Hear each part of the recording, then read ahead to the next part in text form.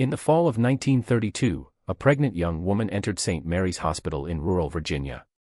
As she registered under an assumed name, the staff noted her trembling hands and whispered about her condition.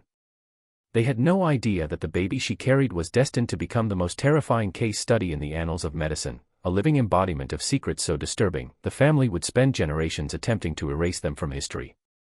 Hello everyone. Don't forget to like and subscribe to the channel, and let us know in the comments where you're joining us from and what time it is. This tells YouTube you want more content like this. The infant delivered on that chilly November night was more than just physically malformed. Medical files, sealed for more than 6 decades and only obtained through a Freedom of Information Act request, point to something much more alarming. The baby's DNA revealed a narrative so shocking it would cause seasoned geneticists to rethink the fundamentals of human heredity. This went beyond simple inbreeding. This was the result of countless generations of it. A degree of genetic seclusion so absolute that when physicians eventually charted the family lineage, they found something that defied the laws of nature. The mother, whom we'll refer to as Sarah, arrived with no ID. Her speech was a thick, antiquated dialect that the local nurses could barely decipher. Her clothes were homespun, and her skin showed the marks of a life spent completely removed from contemporary society. Yet, it was her vacant, distant eyes that most unnerved the hospital team, as if she perceived a reality invisible to everyone else. The events in that delivery room on November 15, 1932, would leave psychological scars on every person in attendance. The delivering doctor, Dr. Margaret "Red" Hayes, would later confide in her personal journal that despite a career delivering thousands of infants, she was utterly unprepared for what Sarah gave birth to. The newborn survived for precisely 17 minutes, a brief span that would permanently alter the course of medical science. But this tragedy doesn't start with Sarah, nor does it conclude with her anonymous child. To grasp what truly occurred in that hospital, we must journey back almost 200 years to a secluded Appalachian Valley, where one family's sinister secret would fester like a malignancy over generations, ultimately creating the most genetically compromised human ever recorded. The Holloway clan first established themselves in a place known locally as Devil's Hollow in 1847. Jacob Holloway, a man escaping financial obligations and rumors of disgrace in Pennsylvania, moved his wife Martha and their 7 children into the remote valley with little more than 2 wagons and a resolve to vanish from the world forever. He discovered the perfect location for his aims, a natural fortress of rock faces and thick woods, reachable only by a single, easily monitored passage. Jacob wasn't merely fleeing debt. Court documents from Philadelphia, unearthed in 2019 by university researchers, show he had been charged with committing unspeakable acts with his daughters.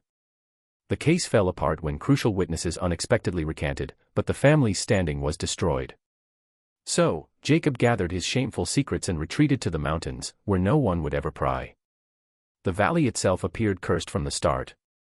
Earlier inhabitants had abandoned it after just a few years, asserting the land itself felt wrong. Local Cherokee tribes had shunned the region for generations, naming it the place where spirits become ill. But Jacob saw only promise in the seclusion.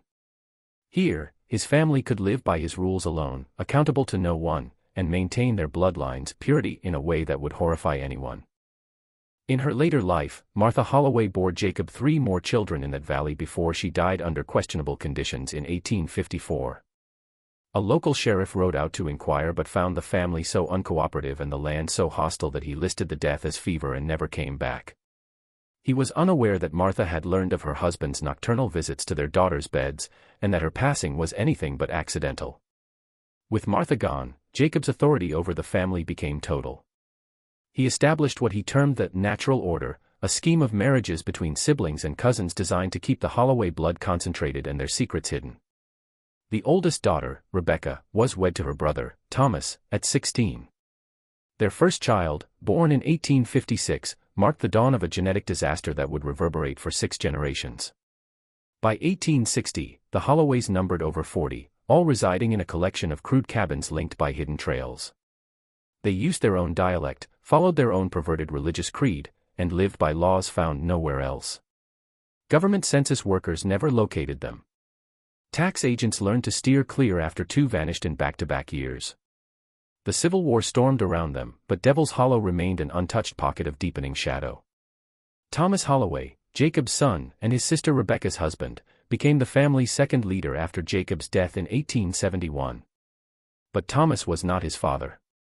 While Jacob's depravity was calculated, Thomas was motivated by something more primal. The years of inbreeding were already taking a visible toll. Thomas endured violent emotional shifts, periods of detachment, and what modern psychology would classify as profound developmental disorders. Under Thomas's rule, the family's seclusion intensified. He enforced draconian penalties for any interaction with outsiders. The rare trapper who chanced upon their land reported unsettling noises at night, screams, chants, and other sounds that prompted men to hurry away and never speak of it. The genetic toll was becoming undeniable. Children were born with extra digits, absent limbs, and facial distortions so extreme some could not eat or breathe. Yet, instead of a warning, Thomas saw these mutations as marks of divine selection, evidence that the family was evolving into something more than human, destined for a unique purpose that demanded absolute genetic purity. Rebecca Holloway had 11 children with Thomas over 18 years, but only 6 lived past age 5. The survivors carried the compounded damage of 3 generations of systematic inbreeding. The reconstructed family tree shows that by 1880, the average inbreeding coefficient among the Holloways was greater than that of lab mice bred for genetic studies. The 4th generation signaled a new low in the family's genetic decline. Thomas's surviving children, Mary, Joseph, Samuel, Elizabeth, Ruth, and Abel, were paired in unions that violated every natural and civil law. Brother married sister, uncle married niece, and in certain instances, fathers took their own daughters as wives when no other matches were available. The children born from this were living proof of human genetic limitations. Many had conditions so grave they never walked, spoke, or recognized themselves. But it was in this 4th generation that Sarah was born, the woman who would one day enter the Virginia hospital carrying the most inbred child in history. Sarah was the result of a union between her grandfather Joseph and her Aunt Elizabeth, making her both the great-granddaughter and granddaughter of the same man. The genetic counselor who later analyzed her lineage spent 3 days charting the connections before finally giving up, declaring the entire structure genetically impossible, yet undeniably real. Sarah Holloway came into the world in 1912, with the odds catastrophically against her. Her parents shared over 75% of their DNA, a similarity that should only exist in identical twins. She was a miraculous survivor wrapped in a hereditary nightmare. She weighed barely 3 pounds, her skull was malformed, and her left arm ended at the elbow in a knot of bone and tissue. But Sarah lived, and that alone was remarkable. Of her parents' 12 children over 15 years, only 3 survived infancy, and Sarah was the only one with anything approaching normal cognition.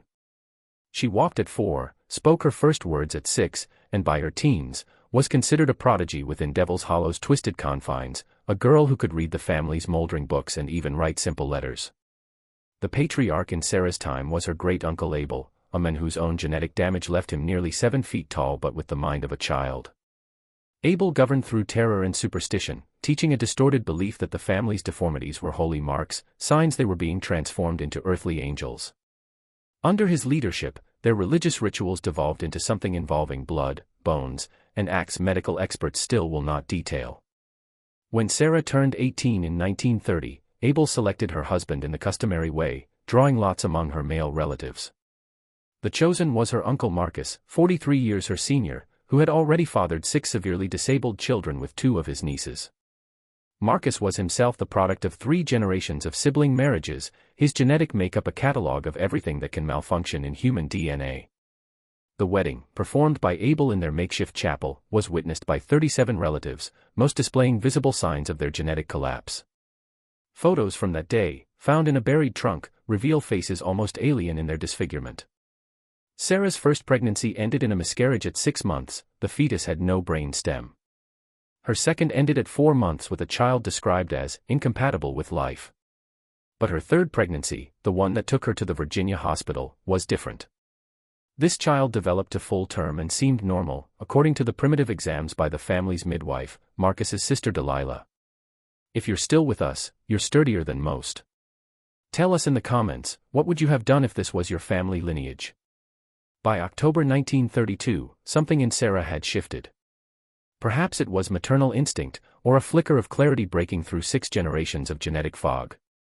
She began to understand her child deserved a life that Devil's Hollow could never offer. The family's recent births had grown increasingly gruesome. Sarah decided to escape during what the family called the Night of Screaming, as Marcus's latest child with his teenage niece suffered for 6 hours, its cries fading as its lungs failed. Hearing those whimpers, something in Sarah's mind broke. She would not let her child become another victim. Her plan was desperate. During the dark of the new moon, while Abel was in a trance, Sarah fled the compound with only the clothes she wore and $17 stolen from Marcus. She had never been more than 5 miles from the hollow, but desperation gave her a courage she never knew. The journey almost killed her. 8 months pregnant and malnourished, she trekked for 3 days through wilderness that would challenge an expert, surviving on berries and stream water, driven by a maddened certainty that her child deserved better. She finally stumbled onto a road, delirious and feverish, where a traveling salesman named Robert Welsh found her. Welsh, a good man with his own daughters, loaded her into his car and drove directly to the nearest hospital, unaware he was transporting the end result of America's most horrifying genetic experiment. At St. Mary's, Sarah checked in as Mary Smith, a lie that worked only because her state was so dire. The nurses, used to reclusive mountain people, accepted her strange speech and explanations for her deformities. But nothing could prepare them for what happened when Sarah's labor began after 3 days of complications.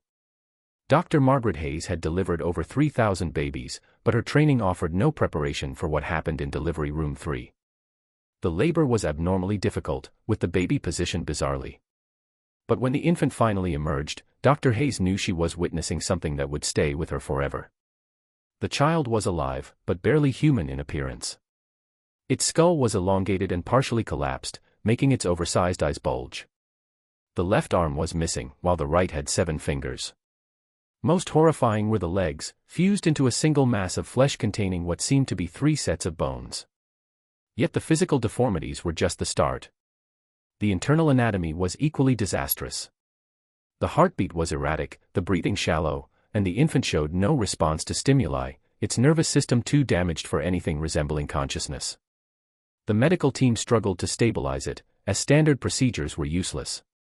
Dr. Hayes summoned Dr. Edmund Carver, a University of Virginia geneticist studying hereditary disorders in isolated groups. Dr. Carver arrived quickly, took one look, and began documenting what he would later call the most extreme case of genetic compression in medical history. He estimated the child's parents shared over 90% of their DNA, nearing the theoretical limit of human reproduction. The child lived for exactly 17 minutes. In that time, Dr. Carver collected tissue samples and photographed the infant, creating a record that would fuel future research. As the infant's heart stopped, everyone present knew they had witnessed the ultimate consequence of humanity's darkest impulses, made flesh. Sarah, sedated and drained, was told her baby had severe complications and did not survive. She accepted this with an eerie calm that disturbed the staff, as if she had always known her child was doomed. Dr. Carver would investigate the Holloway case for the next 40 years, but in absolute secrecy. The data was so disturbing he feared it would be dismissed or misused to support 1930s eugenics policies. He locked his findings away, sharing them only with a few sworn colleagues. Sarah vanished from the hospital 3 days later, leaving a note, "The devil's work is done. I go to make peace with God." Staff assumed she returned to her mountains. The truth was more tragic. Her body was discovered 2 weeks later at the bottom of a ravine, her death ruled a suicide by authorities who never connected her to St. Mary's. The Holloway story might have ended there, if not for events decades later. In the 1970s, genealogists noticed strange gaps in Appalachian records, vanishing bloodlines and impossible family relationships in census data, alongside legends of a cursed valley. In 1984, Dr. Carver, now elderly and terminally ill, broke his silence. He decided the world needed the Holloway story as a warning. His published paper, Extreme Consanguinity in an Isolated Population, a case study in genetic collapse, immediately became one of the most controversial in genetic science. It revealed the Holloways represented a genetic bottleneck so severe it created a new category of human, one so genetically distant that reproduction with outsiders was virtually impossible.